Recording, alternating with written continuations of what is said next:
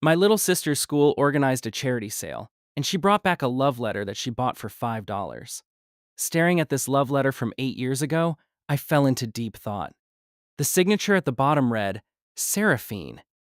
Isn't this my aloof former desk mate, who is now my equally aloof boss? Just as I was about to ask for details, a call came through to the house, and the kid on the other end of the line was crying their lungs out. Because of an intern's mistake, our entire team was heavily criticized, and as the team leader, I was scolded the worst. By the time I walked out of the boss's office feeling crestfallen, the intern was practically in tears. I looked at the two dark circles under her eyes. The work intensity had been incredibly high these past few days, and our entire team had been working overtime without a break. I waved my hand dismissively. A cold female voice drifted over, giving the intern a severe fright, and my body stiffened as well. I looked up and saw Seraphine frowning at me. That iceberg beauty of a face was intimidating just to look at. I forced a stiff smile. Seraphine stared at me fixedly for a few seconds before closing the door to her office.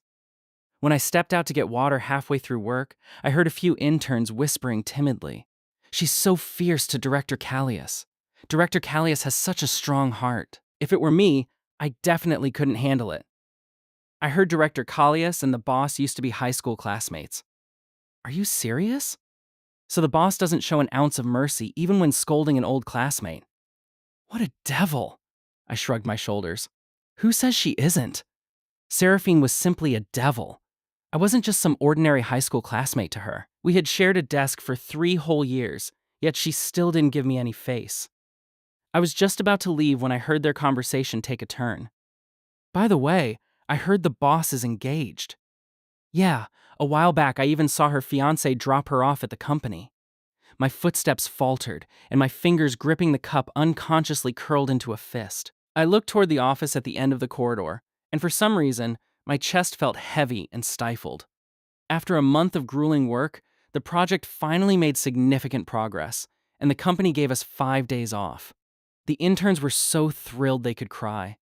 I politely declined their dinner invitation and drove straight back to my hometown. I hadn't been back in half a year. Fortunately, it wasn't too far away, only taking a little over 4 hours by car. It was already late at night when I arrived home. My sudden return gave my mom a start, but she happily went to make my bed, while my dad hummed a tune and cooked me a midnight snack. I put away my luggage and quietly pushed open the door to the small bedroom. A little girl was buried in the blankets, her sleeping face sweet and peaceful. Fiora was the product of my parents' momentary lapse in caution when I was in high school. Suddenly, having such a young little sister was something I found hard to adapt to at first. But as Fiora grew up, she became more and more adorable, perfectly inheriting my mom's patience and my dad's intelligence. She was also incredibly clingy with me, and whenever she got something good, I was always the first person she thought of. Early the next morning, I was roused by some movement. Blinking my eyes open groggily, I saw Fiora leaning over my bed, staring at me unblinking. Ah, brother, you're back. Yeah. I closed my eyes again. Be good. Brother needs to sleep a little longer.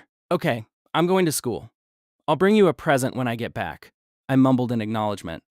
When Fiora tiptoed out, she even thoughtfully closed the door behind her. This little girl was quite considerate. It seemed her pocket money wasn't too shabby if she could actually bring me a present. I was a bit looking forward to it. By the time I finally got out of bed, it was almost 11 o'clock. Fiora had already finished school and returned home. My parents asked me to look after her for a while, and then they went to the supermarket together to buy groceries. As soon as my parents left, Fiora sidled up to me mysteriously. Brother, guess what present I brought you? How could I possibly guess that? Just as I was about to throw out a random guess, she couldn't hold it in any longer and held an envelope right in front of my face. Look, brother, this has your name written on it. I froze for a moment and took the letter. The paper was a bit yellowed and looked like it had been around for a while. On the front of the envelope, it read, To Callius. Fiora was chattering nonstop. Our school held a charity sale today. We brought old things we didn't use at home to school, and classmates could buy whatever they wanted. The money we make at the end will be donated to the Hope Primary School. My deskmate brought so many things, old books and old stationery. I found this letter tucked inside a book, so I bought it for $5. Fiora had a look on her face, begging for praise. "Brother, do you like it?" My first reaction was complete bewilderment. From childhood to adulthood, I was never considered handsome in my class. I spent my days wearing thick glasses, with an introverted and dull personality. When others tried to talk to me, I never knew how to respond. So, no girl had ever given me a love letter. Holding this letter, I felt completely at a loss, but Fiora kept urging me. "Brother, hurry up and open it." I don't think that's a good idea. After all, it's someone else's belonging, especially a private letter like a love letter. But I saved up my pocket money for a whole week to finally buy this. Kids are always impatient. She snatched the letter back, tore it open in 2 or 3 rough motions, and shoved it back into my hands. "Brother, read it to me. My classmate said he took this from his aunt's treasure box. It's full of good stuff, so this must be good too."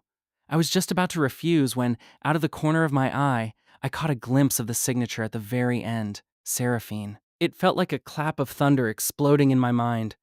I was stunned for several seconds before my gaze stiffly moved up to read the contents of the letter. "Callias, this year marks our 3rd year sharing a desk." I slapped my hand over the letterhead, my face flushing so hot it felt like it might explode. My sister was still urging me on. "Brother, hurry up and read it. I want to hear it too." Finding an excuse to send my sister away, I clutched the envelope and rushed into my room. I opened the window and let the wind blow over me for a good while, but my heart still couldn't calm down. I looked at the letter again, and I was absolutely certain. This was written by Seraphine. I recalled the beginning of my freshman year of high school and my first meeting with Seraphine. At that time, I was a kid from a small town attending the #1 high school in the city all by myself. I was carrying a super sturdy woven sack packed with absolutely everything. When I reached the school gates, I simply couldn't carry it anymore, so I resorted to dragging it along the ground. But I had overestimated the quality of that woven sack. Under the immense friction against the ground, the sack tore wide open. I had walked a long distance before I suddenly realized the weight felt off. I turned around and saw that my belongings were scattered all over the path behind me. Books, stationery, toiletries, and my lunchbox. The surrounding students were all looking at me, and continuous bursts of laughter echoed around. Blushing furiously, I squatted on the ground and worked my way backward to pick things up. I hadn't been picking things up for long when I collided head-on with a girl walking toward me. The girl was carrying a backpack. She had a cold, beautiful face, wore her hair in a ponytail, and was quite tall. She was holding a pile of miscellaneous items, and she said something faintly. I shook my head awkwardly, barely daring to look up at her. She thought for a moment, took a few books out of her backpack, and then handed the empty backpack to me. Confused, I accepted the young girl's white backpack and looked up blankly. Seraphine pointed at the books I had just picked up. I instinctively looked at her books. The covers had her class and name pasted on them. Class 3, Grade 10, Seraphine. If we were talking about having a crush, I was actually the first one to like her.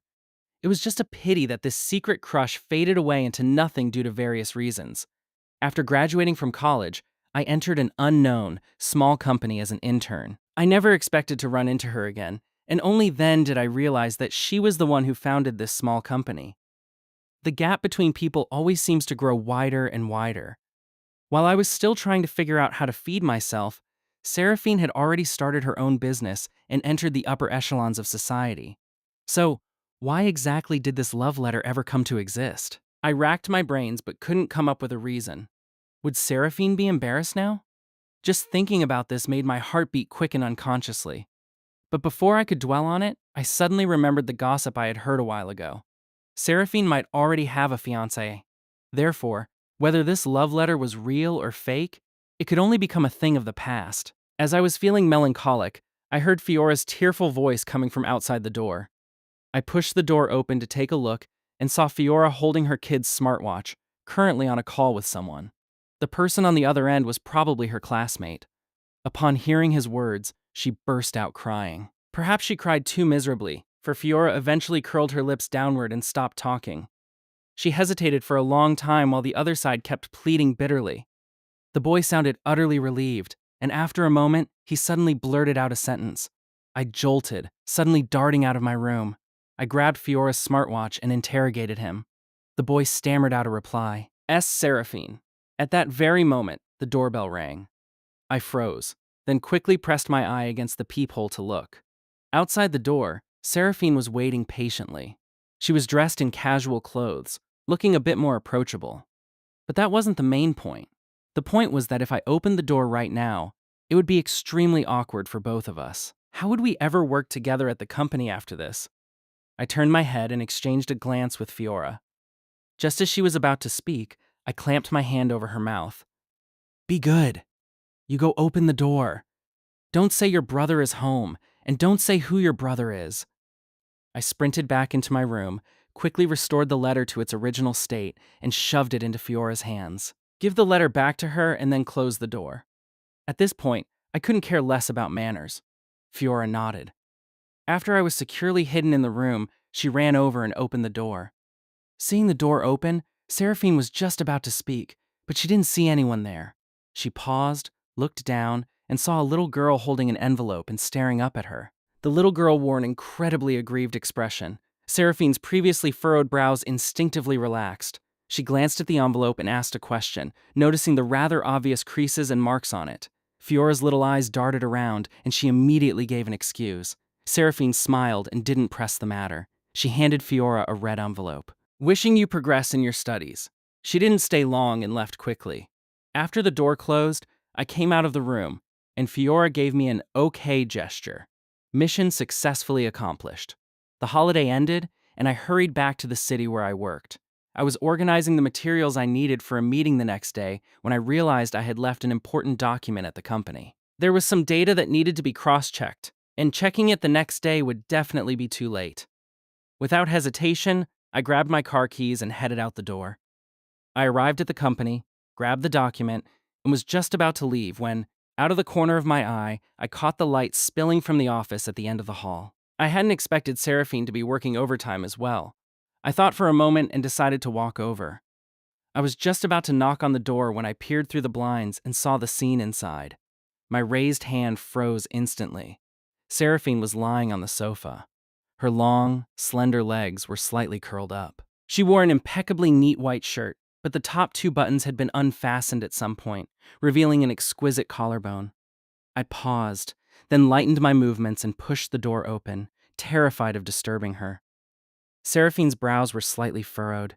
She couldn't find peace even in her dreams.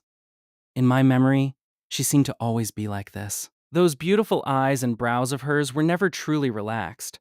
Yet, I also remembered that Seraphine had once shown a very gentle side. That was in the second semester of our sophomore year in high school. I had been her desk mate for a year by then. She was the math representative, and I was the biology representative. That afternoon, the teacher sent us to the printing shop at the school gates to pick up test papers. As soon as I stepped out of the school gates, I bumped into my grandma, who had come to see me. She was overjoyed. Our school normally didn't allow outsiders to enter or leave freely. She had taken a coach bus from the small town, traveling a long and bumpy way. As a result, the moment she arrived at the gates, she spotted me. She held my hand, chattering away happily about so many things. Seraphine stood not too far away, waiting for me. My grandma asked me, "Did you bring those sticky rice cakes I asked you to share with your classmates last week? Did they like them?" I smiled. "They loved them. They all said your cooking is amazing." My grandma's face broke into a massive smile. But I had lied. I had eaten all those sticky rice cakes by myself. Initially, I had distributed them to my roommates, but I accidentally saw them throwing the food into the trash can. They said it was filthy, unhygienic stuff that would make them sick. I didn't want the food my grandma had worked so hard to make to be trampled on. And as a teenager going through puberty, I had my own pride. So, I ate all of those remaining sticky rice cakes myself. I told my grandma to wait for me at the entrance of the printing shop. I would take her to eat as soon as I got the test papers. But there was a problem with the biology papers, so I had to go find the teacher again. When I finished dealing with it and came back out, I saw Seraphine at the entrance, keeping my grandma company and chatting with her. I heard my grandma ask her, "Did Kalia share the sticky rice cakes with you?" Seraphine paused for a moment, then smiled and said, "I ate them. They were very delicious." Upon hearing this, my grandma was even happier. Grandma has more right here. "Do you want some?" Elders are always like this. accustomed to saving what they think is the best for the younger generation. To my grandma, the sticky rice cakes she made with her own hands were the absolute best thing she could offer her grandson to share with his classmates. I looked at Seraphine nervously, but to my surprise, she reached out, took that piece of sticky rice cake, and ate it without any hesitation. She even sweetly thanked my grandma. I watched in a daze. I heard her praising me, saying that I got good grades, studied very hard, was enthusiastic and helpful, and had many friends. My grandma was so happy that day. It was also from that day onward that I realized I seemed to like her a little. A secret crush is a solitary, chaotic war. I would secretly pay attention to Seraphine's every move. I would imitate the little habits she had when pondering a problem. I would mimic her handwriting. The occasional physical contact between classes would make my heart race. Just like that, I carefully collected these precious moments. Right before summer vacation in our sophomore year, I prepared to confess my feelings to Seraphine. But around that time, some rumors about Seraphine suddenly began circulating in the class. I heard her mom and sister were beaten so badly by her dad that they ran away. Her dad went to prison the year before last for getting drunk and causing trouble. Are you serious? I always felt Seraphine gave off a gloomy vibe, like the type of person who would stab you in the back. Seriously, I heard bad genes are hereditary. We'd better stay away from her in the future.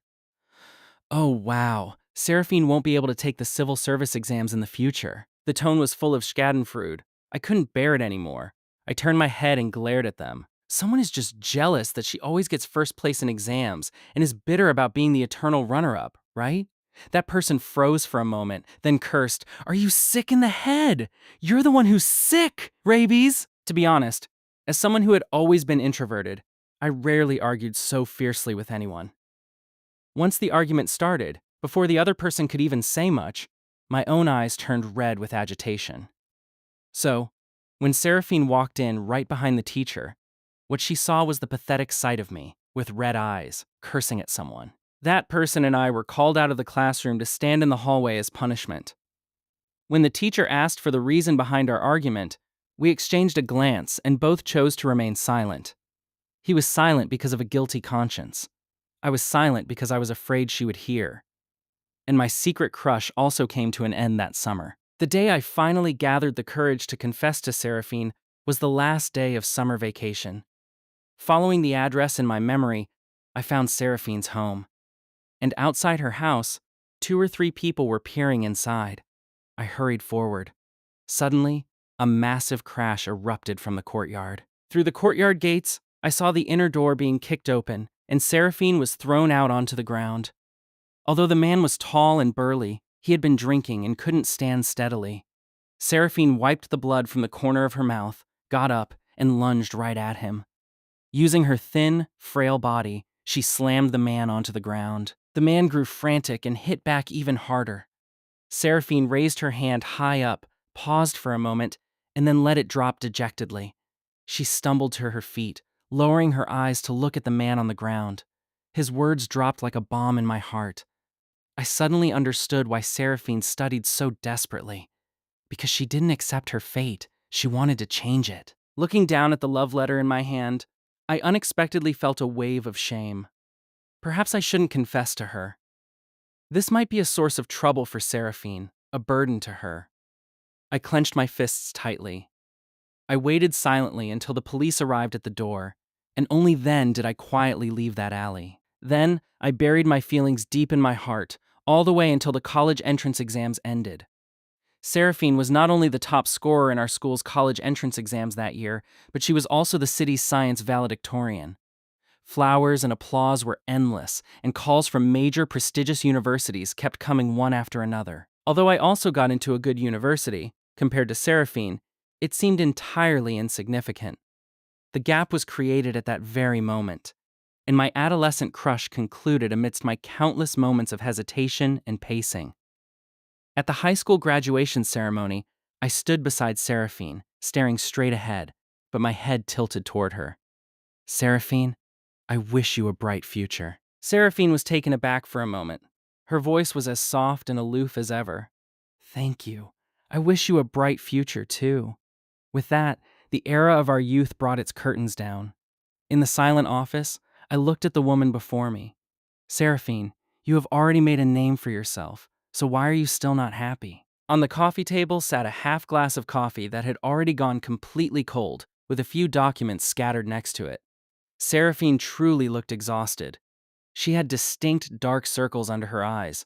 I stared at her fixedly for a few seconds, then took a bundled up jacket and gently draped it over her. But the exact moment I let go, my wrist was firmly grasped by someone. I raised my eyes and locked gazes right with Seraphine. My heart skipped a beat. Seraphine's eyes were a bit dazed at first, but she quickly regained her aloof clarity. Why are you here? I came back to the company to grab a document. I saw the lights were on over here, so I came in to take a look. Seraphine glanced at the jacket that had slipped down to her lap, stayed silent for 2 seconds, then got up to pour a glass of water. I was just about to quietly slip out when I heard Seraphine call my name. I stopped. Boss, is there anything else? She stared at me straight on for a few seconds. I'm sorry for having a bad attitude toward you in front of the intern earlier. I hadn't expected her to suddenly apologize to me. I quickly replied, It's fine. Our team did have an issue. It's my responsibility. You don't need to take it to heart, boss. Seraphine paused. You. For some inexplicable reason, I felt a surge of nervousness. Just as my heart was twisting into a knot, I heard her change her tune. Head back early. Drive safe on the road. Understood, boss. I gently opened the door and walked out, letting out a long sigh of relief. I had worked for 5 consecutive days. After getting off work on Friday, I went back to my apartment and slept until the sky went dark and the earth spun. When I woke up, it was almost 10 o'clock. I picked up my phone, only to see several hundred new messages in the intern's group chat. Intern Camille had lost a necklace. It was a piece her mother had specially taken to a temple to be blessed. It meant a lot to her, and she had searched for a long time but couldn't find it. She was asking in the group chat if anyone had seen it, and wondering if it might have been picked up by the cleaning lady. What if she treated it like trash and swept it away? I sent a voice message to comfort her. Don't worry. Can you pinpoint the time you lost it? I'll help you check the surveillance footage. Camille thought about it carefully. It might have been around 4 or 5 in the afternoon. I felt hot and took off my jacket. Did it fall off then? I had the authorization to view the security cameras, so I directly clicked on today's footage. I found Camille's workstation and watched the footage back and forth several times. Finally, I zoomed in on the screen. I stared at it closely for a long time before seeing that when Camille took off her jacket, something fell off her. It just so happened to be kicked under the desk by a passing colleague. I breathed a sigh of relief, took a screenshot of the video, and sent it to Camille. Thank you, Callias. Where should I go get it on Monday? No problem. It's good that we found it. I exited the chat and was just about to close the surveillance video. But I accidentally clicked the mouse. The video skipped straight to 9 o'clock in the evening. Seraphine's silhouette flashed past. My movements paused, and I marveled inwardly. Did Seraphine really only get off work at 9 o'clock? At the same time, I felt a bit puzzled. When Seraphine gets off work and leaves the company, she doesn't pass through this area. Driven by curiosity, I clicked my finger. The surveillance footage skipped forward a few more seconds. I saw on the screen Seraphine pausing in front of my workstation for 2 seconds. After she left, a few white rabbit milk candies appeared on my desk. My eyes went wide, and I shot up straight in my seat. There would be candies on my desk almost every single day. I had assumed they were given by colleagues who arrived early. I had eaten them all without a second thought. I tapped on the keyboard and checked the surveillance footage from the past few days. Dragging the time to 8 or 9 in the evening, sure enough, I saw Seraphine again. The person giving the candies had always been her. Right then, my phone vibrated, interrupting my scattered thoughts. I glanced at the caller ID. My heart skipped a beat. What could Seraphine want with me at this hour? I pressed the answer button, but an unfamiliar male voice came from the other end. Hello, is this Callias? Mr. Callias? Yes, and you are. The boss is drunk. You might need to come over and pick her up. It was already 11 o'clock by the time I rushed to the Tingju Courtyard restaurant. At the entrance of a private, secluded room, an elegant, handsome man was on the phone. Seeing me, he smiled. He said something to the person on the other end, then hung up. He walked toward me, and my entire body stiffened. Because I recognized him. An intern had previously posted photos of him and Seraphine in the small group chat. They all said this was Seraphine's fiancé. "Mr. Callias, you got here fast," he pointed inside.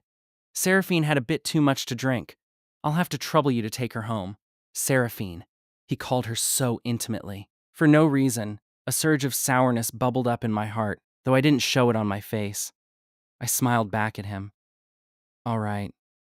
Are you heading back together as well?" It was surely because both of them had been drinking, and they were treating me as the designated driver. But to my surprise, he looked taken aback. "Head back where?" "Home. My house isn't on the way to Seraphine's," he explained. "Besides, my wife is already on her way to pick me up. Mr. Callias, you don't need to worry about me." "Wife?" I was dumbfounded. Seeing my expression, he realized what had happened. "Who did you mistake me for?" I let out 2 awkward laughs. "The boss's fiancée say." "Ha ha ha," he laughed heartily. "I'm 10 years older than her. You really know how to crack a joke." He extended a hand toward me. "Hello, let me introduce myself. My name is Evander. I'm one of the original people who partnered with Seraphine to start the company in the very beginning. Later, I withdrew due to family reasons. These past few years, my wife and I started a small company of our own," Evander said. "Seraphine and I have always kept in touch. Today, I played middleman to help her make some connections. We went to a dinner party to discuss a project. She accidentally drank too much. I quickly apologized." "I'm sorry, Mr. Evander. It was a misunderstanding." "No worries," Evander called over a waiter. Together, they helped Seraphine into my car. Sitting in the driver's seat, I spoke up awkwardly. Mr. Evander, do you have the boss's home address?" Now it was Evander's turn to be surprised. "You don't have it?" I blinked my eyes. "Should I have it? Aren't you her secretary?" "I'm not." "Oh, my apologies, sir. Your number is pinned to the very top of her phone contacts, so I assumed you were her secretary. That's why I called you." Evander hurriedly sent me the address. "Drive safe." After driving quite a distance away, I still felt like my heart was beating a bit too fast. My mind was swirling, endlessly looping over the words Evander had just spoken. "Your number is pinned to the very top of her phone contacts." Through the rearview mirror, I glanced at Seraphine in the back seat. Because of the alcohol, her face was somewhat flushed.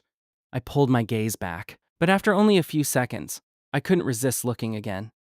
This time, my eyes met Seraphine's. My hand gave a jerk, and the car swerved slightly in response. Seraphine pressed her fingers against her temples. She looked a little uncomfortable, yet she broke into a slight smile. "Stop looking at me. Focus on driving." "Oh, all right." My heart skipped a beat. I sat up ramrod straight, not daring to cast another stray glance. I should be thankful that Seraphine wasn't completely blackout drunk. Even though her steps swayed a bit, she could still walk back into her house properly on her own. As soon as she got inside, she lay down on the sofa. I rummaged high and low, and finally, in her empty kitchen, I found a jar of honey. The water I poured was a bit too hot. While waiting for the water to cool down, I unlocked my phone to check it. I discovered that Evander, whom I had just added as a friend, had sent me several WeChat messages. "I was saying you looked so familiar. I just remembered now. Back when you joined Seraphine's company, I was the one who recruited you. There were so many college students applying at the time. Your resume wasn't anything remarkable. You got filtered out in the very first screening round. But when Seraphine saw it, she pulled your resume right back out. She said our company needed someone like you. Looking at it now, her decision back then was solid. You're capable, you're patient, and you have a forgiving nature. With you around, the company's team cohesion is much better. Keep up the good work, young man." This contained far too much information. I digested it for a moment, then replied, "Someone like me?" "Yes." Seraphine said you are a warm person. I turned to look at the living room. Seraphine was leaning her head back against the sofa. Her chest rose and fell slightly, and her breathing was a bit heavy. I brought the mixed honey water over to her. "Boss." Seraphine didn't react. My heart skipped a beat. Had she caught a cold? Could Seraphine even hear me talking? I reached out and waved my hand in front of her eyes. Seraphine slowly opened her eyes. She reached out and grabbed my waving palm. She tilted her head up to look at me. Her pitch-black pupils shimmered with a watery gleam. Callias! Yes! My heart was racing wildly. Yet, feigning calm, I tried to pull my hand back. Have some water! I was just about to reach for the glass, but Seraphine grabbed my wrist again. Turning my head to look, I realized she had sat up and wrapped her arms around my waist. I slumped down onto the sofa. Behind me, Seraphine's entire body was burning hot. Even through my shirt, I could feel it. Her violent heartbeat, her arms clamped tightly around my waist. Her voice trembled slightly. Don't go. I felt as if all the blood in my body was rushing to my face. Seraphine's lips barely, almost imperceptibly, brushed against my arm, sending a shiver through me. I continuously tried to hypnotize myself. Seraphine is drunk. A drunk person's behavior inherently lacks any logic. It doesn't prove anything at all. But her next sentence instantly left me frozen to the spot. Callias. You saw it, didn't you? Saw what? 10 years ago, that unsent letter. The love letter meant for you. I looked up in shock. For a moment, I didn't know what to say. On the floor-to-ceiling window across from us, the reflection of me and Seraphine appeared. We were incredibly close, the atmosphere utterly ambiguous. Seraphine's voice was languid, laced with intoxication. Yet she spoke without any ambiguity. Did you know? You are the warmest person I have ever met. She wasn't heartless or oblivious. When others treated her well, she could see it. When she was sick, the thermos on her desk was always filled with hot water. For assignments that needed to be collected, someone would always organize them and place them on her desk. The class didn't have a magical snail girl from the fairy tales, but there was a magical snail boy. It was just that this snail boy disguised his actions far too clumsily. Anyone could guess it was him in a second. This boy named Callias was always so introverted and honest. The only time he ever got punished by the teacher to stand outside was when he stood up for her. His eyes were red, and he looked quite comical when cursing at someone. But that scene, she had remembered it for many years.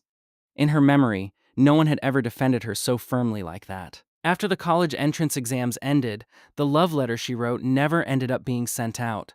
On that day, she and her dad had the biggest conflict they'd ever had. Her dad broke her arm, and she used a brick to smash his head open. The terrified neighbors called the police. When they were being taken to the hospital, she looked through the window of the ambulance. So what if I studied well? Isn't it still just a massive mess? She was never aloof. She just felt inferior. This inferiority complex was like maggots clinging to bone. It couldn't be removed, couldn't be shaken off. Her dad suffered a sudden cerebral hemorrhage during her sophomore year of college and fell into a vegetative state. She squeezed out every bit of her free time outside class to work part-time and earn money, keeping the man alive year after year. At the time, many people advised her, just let it go. This man was so awful. Why even bother saving him? Seraphine didn't want to save him either. They told her not to save him, but if she truly stopped saving him, they would turn around and call her cruel. They would say there are no overnight grudges between a father and daughter. They would say they indeed shared the same bloodline, and neither of them were good people. People always enjoyed watching a spectacle, never thinking it was too much. Therefore, she was stubbornly determined to prove that she was nothing like that man. Until 2 years ago. That man, who had been lying on the hospital bed for 2 years, couldn't hold on any longer and died in the winter of that year. On that day, Seraphine stood by his hospital bed for a long time. She stood from dawn until dusk. There was no satisfaction, nor was there any sadness or heartbreak. All there was a sense of release. If sunlight ever shone upon her, she finally wouldn't have to hide anymore. When it comes to you, I've always looked forward and glanced backward. I was afraid it was too late, but I was also afraid the timing wasn't right yet. And so, I delayed it time and time again. Listening to her words, a wave of sourness surged in my heart. Her hands embracing me tightened significantly. My heart was pounding faster and faster. I heard her say in a low voice, Callias, I like you. Listening to this confession that had been delayed for so many years, I struggled for a long time, only feeling the rims of my eyes grow hot. So, all these years, it wasn't just me secretly holding a torch. Callias. Seraphine's voice became clearer. It seemed the alcohol was starting to wear off, but her movement of embracing me remained unchanged. I heard her say, "Your ears are so red." I nervously and gently pushed her away. "It's getting late. Boss, you should get to bed early. I'll be heading back now." But the moment I took a single step, my waist was wrapped up by Seraphine again. "I feel a bit unwell. Could you stay with me a little longer?" A drunken Seraphine and her sober self were fundamentally two different people. I simply couldn't resist her. She only softly pleaded with me a few times, and my legs went completely weak. Seraphine took the opportunity to pull me over to sit down. Then, clinging onto my shoulders, she sat right on my lap. Her body temperature was scalding, and her gaze was equally burning. I didn't dare to make eye contact with her. "Seraphine, you're drunk." "I'm not drunk. I know who you are. I know what I'm doing." Her fingers brushed against my cheek. Her fingertips were slightly feverish.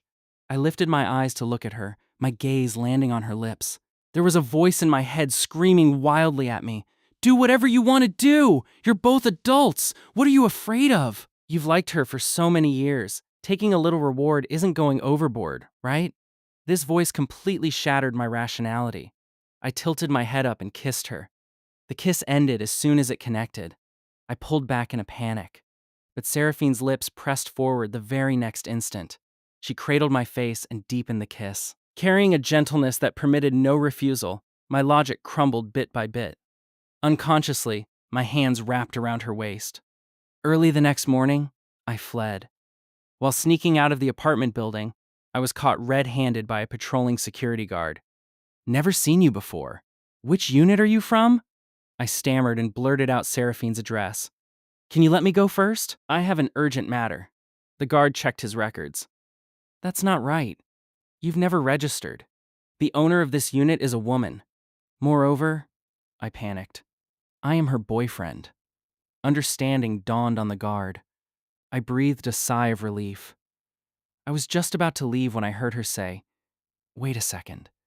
I'll give the owner a call just to confirm." Before I even had time to stop her, the call had already gone through. "Miss Seraphine, hello." I was ultimately claimed and led away by Seraphine. There was a smile playing at the corners of her mouth.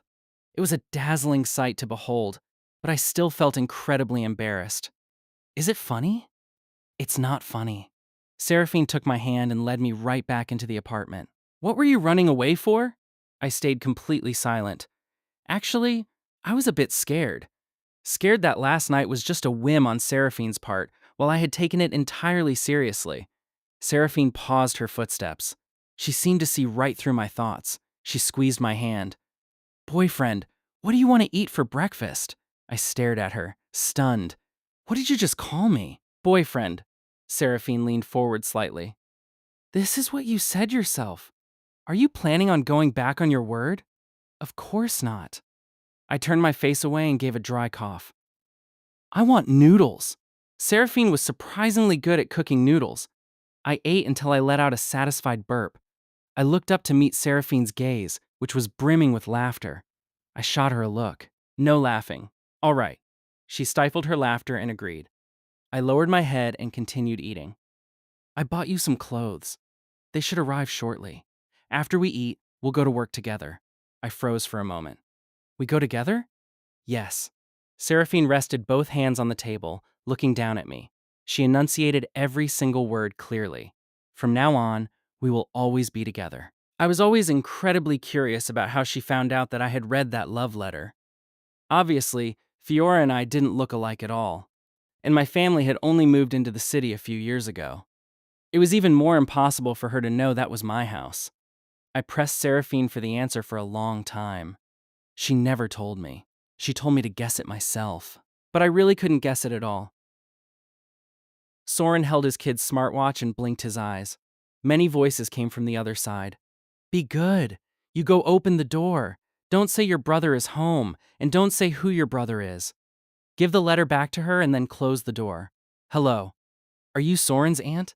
This is your thing. I'm sorry. I didn't mean to take your thing on purpose." "It's okay. Soren sold this to you. It is his fault. Did you open it?" It was his aunt's voice. "I'm sorry, Auntie. I was really curious, so I opened it to take a look. But I don't know many words, so I didn't understand it. A late New Year's red envelope, wishing you progress in your studies. What? His aunt actually gave Fiora a red envelope. When she got back, she didn't give him a red envelope. She even beat him up! Soren was furious. He decided to save the call recording he had just heard and go find his aunt to settle the score.